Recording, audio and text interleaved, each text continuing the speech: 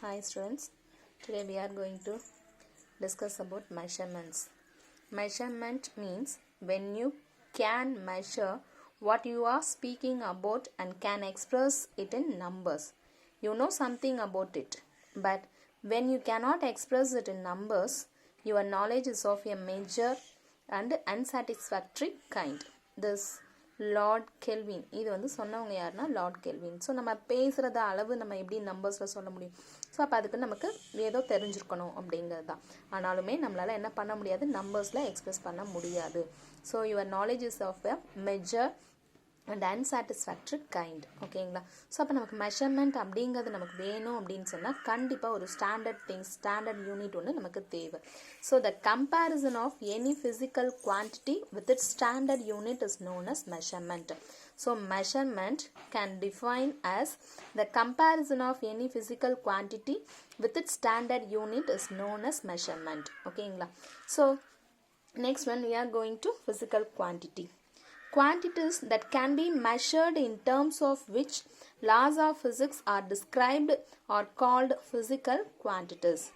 Quantities that can be measured in terms of which laws of physics are described are called physical quantities. நம்ம ஒரு quantities எடுத்திருக்கோம் அப்படின்னு சொன்னால் that குவான்டிட்டியை நம்ம எப்படி மெஷர்மெண்ட் பண்ணுறோம் in terms of which laws of physics base பண்ணி நம்ம மெஷர் பண்ணக்கூடிய குவான்டிட்டிஸை நம்ம ஃபிசிக்கல் குவான்டிட்டிஸ்ன்னு சொல்கிறோம். For example length, mass, time, force, energy etcetera. ஓகேங்களா? ஸோ இதே ஃபிசிக்கல் குவான்டிட்டியை நம்மளால் கிளாஸிஃபை பண்ண முடியும். The classification of physical quantities.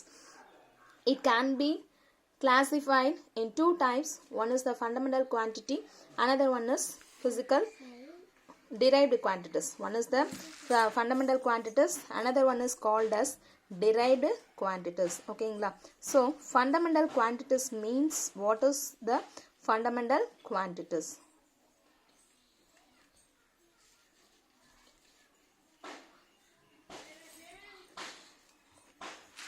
Fundamental quantities are the base quantities are which cannot be expressed in terms of any other physical quantities. Physical quantitiesல இருக்கக்கூடிய குவான்டிட்டியை வேற ஒரு physical குவான்டிட்டியால் நம்மளால் எக்ஸ்பிரஸ் பண்ண முடியாததை தான் நம்ம ஃபண்டமெண்டல் குவான்டிட்டிஸ்ன்னு சொல்கிறோம்.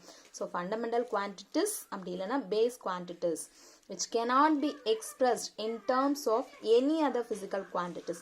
Length, mass ஆலியோ, electric current ஆலியோ, temperature. So அந்த மாதிரி ஒரு ஃபிசிக்கல் குவான்டிட்டியை இன்னொரு ஃபிசிக்கல் குவான்டிட்டியால் நம்மளால் என்ன பண்ண முடியாது அப்படின்னா எக்ஸ்பிரஸ் பண்ண முடியாது. ஸோ அந்த type of that kind of quantities are called as physical quantities. For example,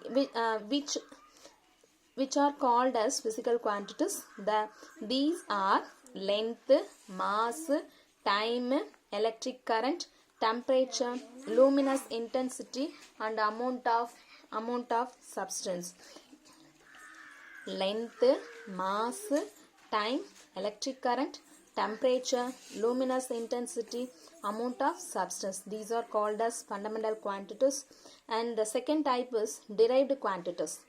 Derived quantities means the quantities which can be expressed in terms of fundamental quantities.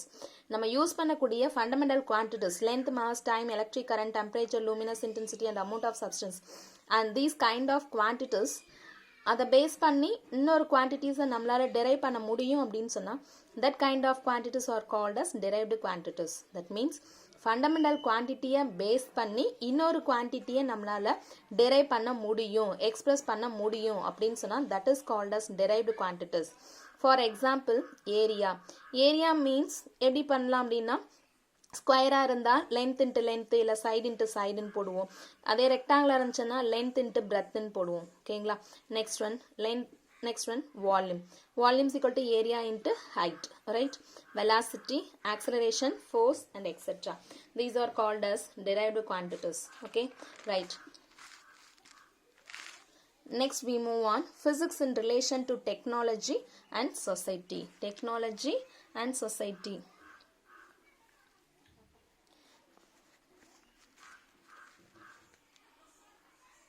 Before that, Measurement is the basis of all scientific studies and experimentation. It plays an important role in our daily life. Physics is a quantitative science and physicists always deal with the numbers which are the measurement of physical quantities. So physical quantities நம்ம சொல்லும் பொழுது measurement அப்படிங்கிறது பார்த்தோம் அப்படின்னு சொன்னா measurement is of the basis of all scientific studies and experimentation.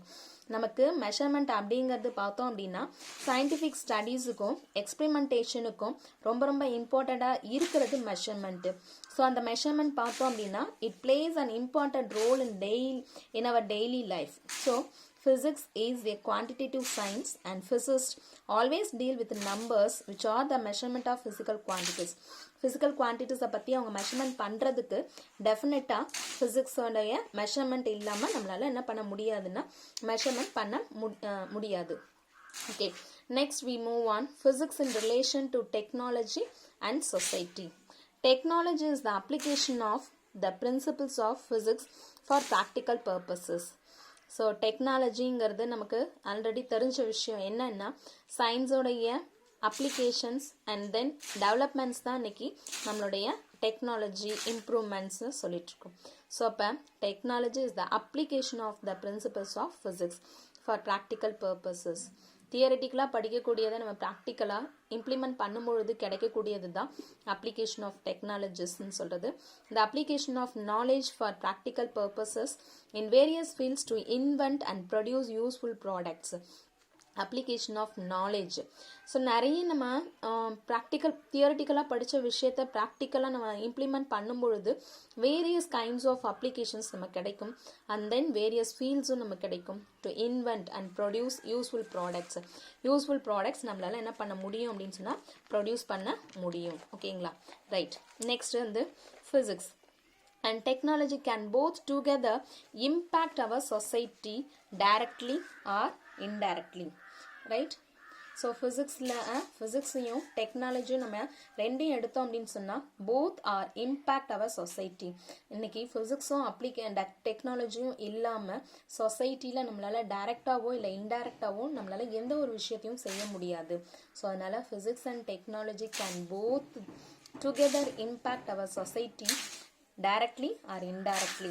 Basic laws of electricity and magnetism led to the discovery of wireless communication technology, which has shrunk the world with effective communication over large distances.